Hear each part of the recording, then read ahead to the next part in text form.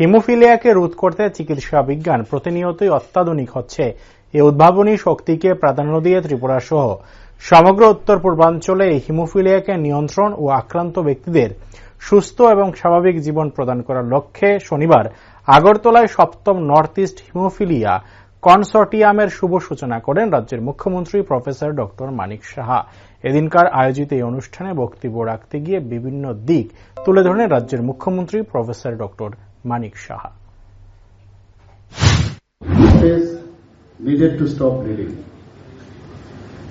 Females are rarely severely affected. We know it. Time was there when, because of the scarcity of this factor, we could not operate, we could not treat the patients.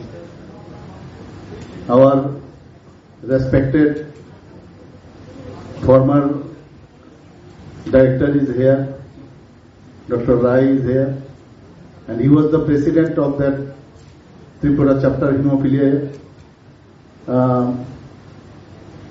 association, most probably.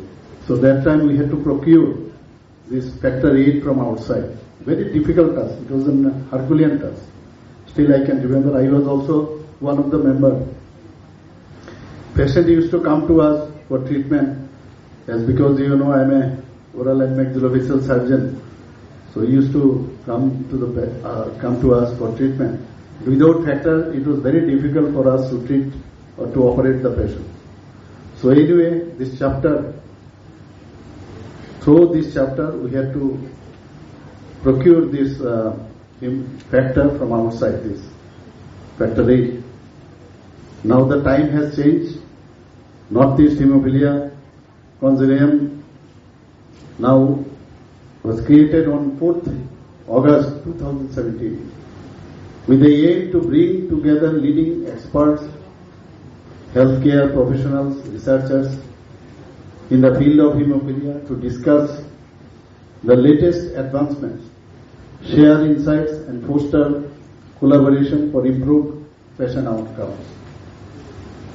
It is a non-profitable organization and consists of hematologists already. Here it is my previous speaker already mentioned, that pathologists, physicians and pediatricians from all the 8 northeastern states of India.